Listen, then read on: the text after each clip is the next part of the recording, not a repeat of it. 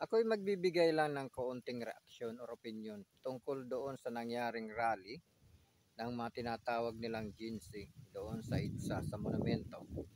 Yung pagtangkang pagpasok sa Malacanang. Napanood ko na ito. Katulad ng ginawa ng mga Ginsi sa Nepal. Ang hindi siguro alam ng ibang mga nanonood, ang Nepal ay monarchy.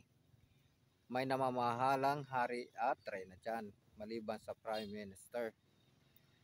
Monarkiya dyan sa Nepal. Hindi naman masama ang makihalubilo or makisimpatiya sa mga nangyayaring korupsyon sa ating bansa. Tulad niya ng isyu ngayon, yung flood control, yung pagnanakaw ng mga ibang politiko.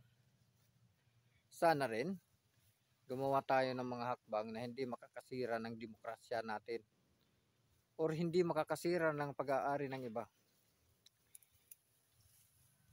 Maglabas tayo ng ating mga pananaw sa tamang oras, sa tamang lugar, at sa tamang paraan. Kasi maraming maapektuhan. Sawang-sawa na ang mga Pilipino sa mga revolt na yan. Ilang EDSA revolution nang dumaan, ilang kudita na. Nagugulo lang ang bansa. Lalong nalulugmok ang bansa. Ito lang masasabi ko dyan sa mga nag-organize, lalong-lalo na yung mga taga makakaliwang grupo na yan. Tulad ng Kabataan, Party List, Anak Bayan, Bayan Muna, kung ano-ano pang mga party list dyan or mga grupong makakaliwa. Ang tanging layunin lang nila dyan, kaya sumasali sila sa mga ganyang kilos protesta ng mga mamamayan o nag-uorganisa sila.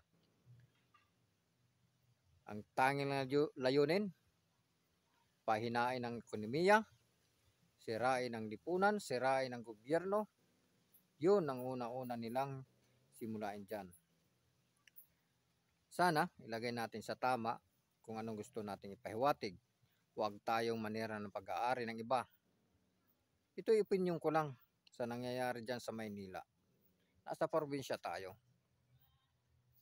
So sana ilagay rin sa tama yung bawat gagawin ng mamamayan, lalong-lalo na yung mga organizer. Ito lang masasabi ko, once napasukin nila yung Malacanang at mapasok nila dyan, wala na silang magagawa dyan kundi ipagtanggol ng mga sundalo na nagbabantay sa Malacanang talaga. Gawin ng mapayapa ang isang demonstrasyon, magpahayag ng damdamin ng naayon sa batas, huwag manira, huwag hayaang masira ang lipunan at ang gobyerno dahil lalo tayong maghihirap. Sana huwag nilang idahilan yung mga jinsi na yan. Dahil bayan ang kakatayarin pag nagkagulo, sira ang ating gobyerno. Yun lang ang masasabi ko.